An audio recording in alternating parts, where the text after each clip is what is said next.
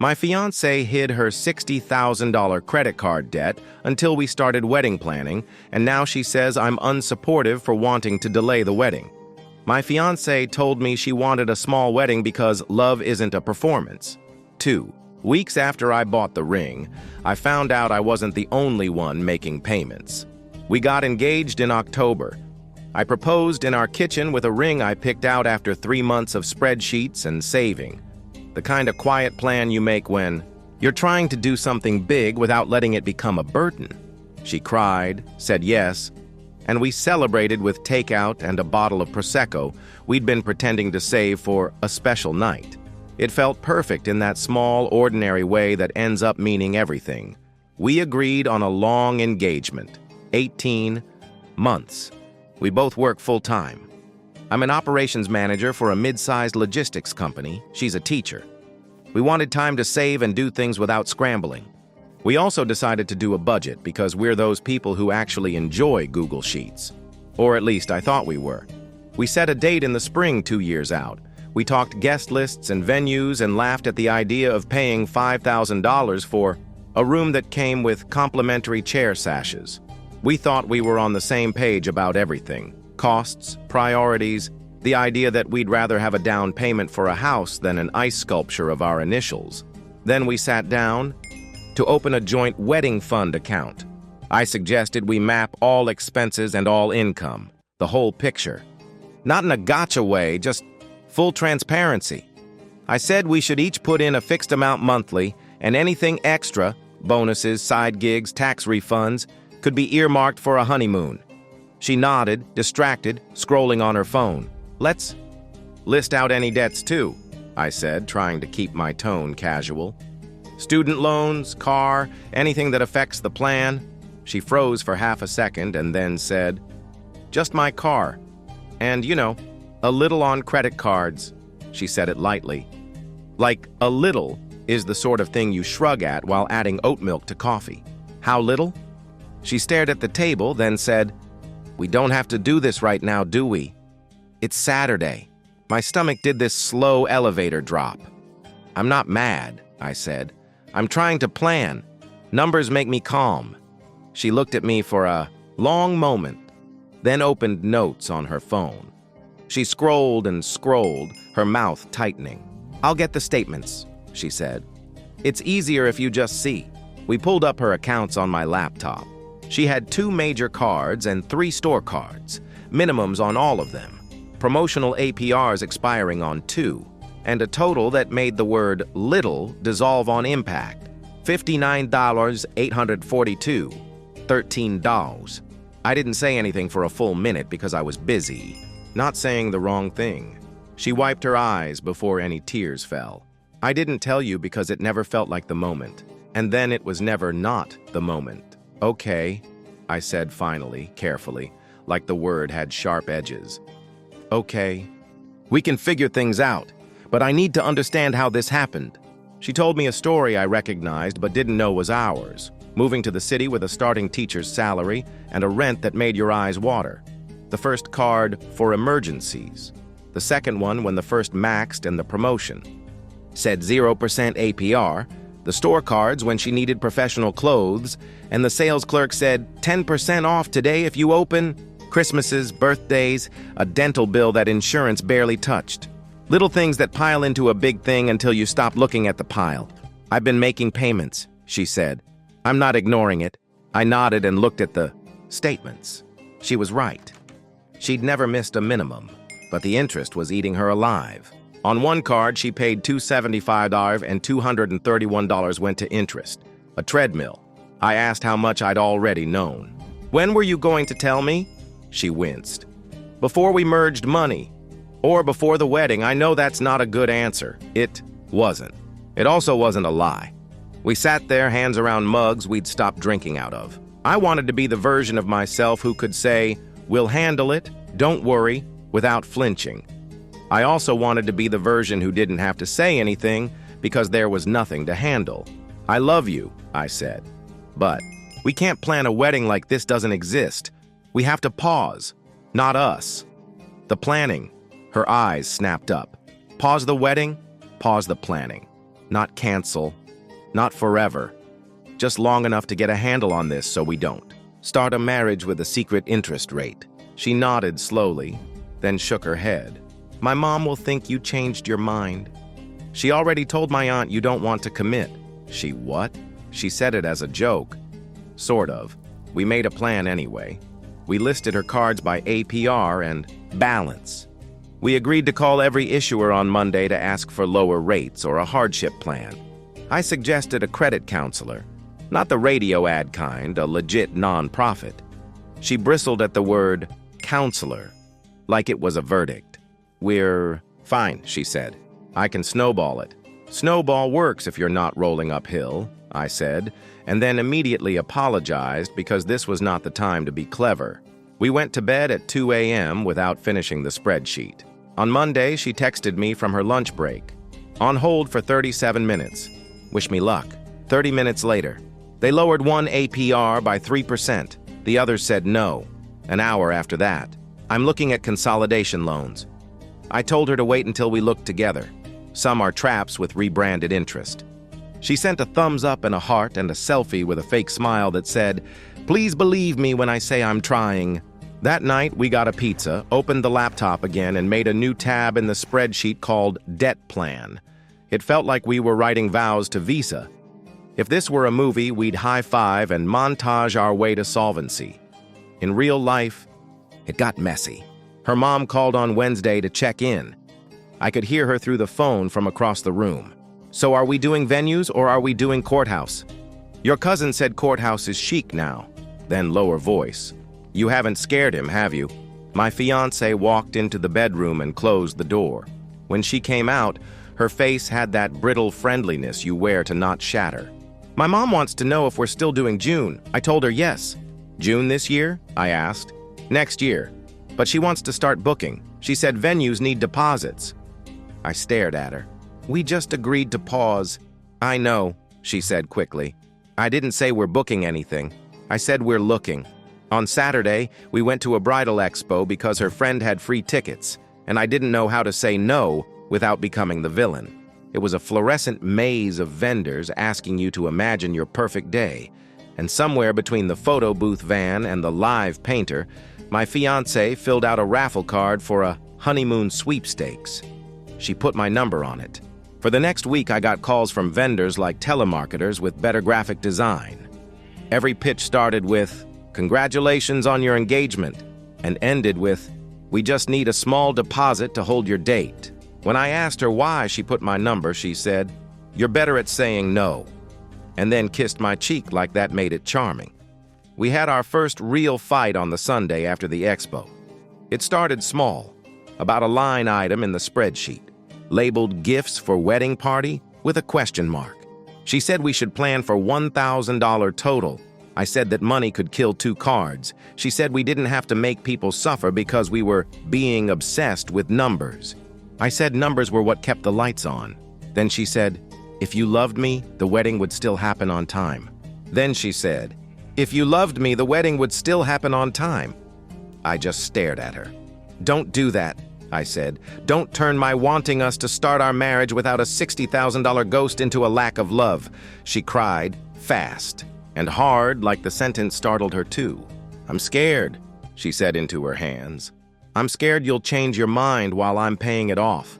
I'm scared we'll be engaged forever and I'll be the idiot who told everyone and ended up back at zero. I pulled her into a hug and felt some of the anger drain out, replaced by the heavy, familiar pressure of fear. I'm not going anywhere, I said. I'm here. I'm not leaving. But I'm also not throwing a party we can't afford. Both can be true. We decided to tell our families that we were enjoying being engaged and taking our time. We did not mention the debt. It felt like standing in front of a refrigerator with a busted light and telling guests the bulb is off, while praying they don't notice the smell. Her mom began a campaign of helpfulness, which is to say pressure dressed as concern. She sent links to venues.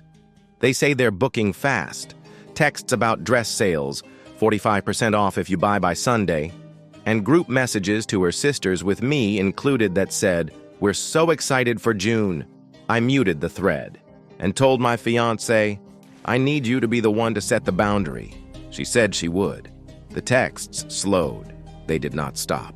We met with a nonprofit credit counselor the following Thursday. The appointment was via Zoom. The counselor had kind eyes and a background that looked like a community center office. She walked us through options we hadn't fully understood. Debt management plans that consolidate payments without expensive loans. Interest concessions some issuers offer if the plan is managed by a counselor. The way to prioritize without paying more over time. It wasn't magic. It was a map. My fiancée listened with her chin in her hand and nodded a lot. At the end, the counselor said, "You're not bad at money. You've had to use money to survive. Now you get to use a plan to build." I watched my fiancé's shoulders drop, like someone had finally set down a box she'd been carrying for years. We left the call and my fiancée hugged me like the hug was a vow. She whispered, "Thank you." And I whispered, "Thank you for telling me." That night, her mom called again. I watched my fiancée put the phone on speaker, square her shoulders, and say, "Mom, we're not booking anything yet." Her mom said, "But honey," and my fiancé said, "We're taking care of some things first." Her mom said, "What things?" And my fiancé said, "Adult things." I covered my mouth to hide a laugh and then wanted to high-five her. We made our first payment under the plan on the 1st of the month. It was bigger than her old minimums, but the interest got cut in half. For the first time, the number went down by more than $50. I highlighted the new total in the spreadsheet and wrote "Momentum" next to it like a dork. Her mom texted again later that night. "You can still keep it small. No one has to know. Everyone just wants to celebrate you." My fiancé looked at me and said, "She thinks debt is a vibe you can turn off with candles." We both laughed for the first time in days. At month 2, the total dipped under $55,000. It felt like taking a brick off your chest but knowing the pile was still high. We celebrated by ordering Chinese takeout and toasting with soda. It was dumb. It was perfect. But the stress leaked back. One Saturday morning, her aunt posted on Facebook, "So excited for our girl's wedding next year," with 15 heart emojis. Family members tagged each other, the post blew up, and my fiancé's phone buzzed like a trapped bee. She didn't comment, didn't reply. She just turned the phone face down and stared at the ceiling. "They're going to think we're hiding something," she said. "They're going to think we broke up." "They can think what they want," I said, though I knew it wasn't that simple. Family narratives spread like wildfire, and people remember rumors longer than facts. That night, we went to dinner at my parents' house. They made lasagna, which is my mom's way of saying something is wrong. After we ate, my dad asked careful questions about the wedding and our plans. My mom squeezed my fiancé's hand across the table. It just came out. We told them everything. The debt, the plan, the pause. My mom teared up, hugged my fiancé, and said, "You don't owe anyone a performance. You owe each other peace." My dad said, "Your marriage is every day after the wedding. That's the part that matters." We left with leftovers and the kind of relief you feel when someone finally sees the whole picture. The following week, we decided to draft a prenup, not because of mistrust, but because of fairness. The lawyer was calm and practical, explaining how we could put our agreements into writing. What happens if one of us stops working? How we'll handle property? How we'll manage emergencies? "This isn't planning for divorce," she said. "It's planning for partnership." It actually made us feel closer, not further apart. 3 months in, the total dropped to $49,500. We took a photo of the spreadsheet like proud parents.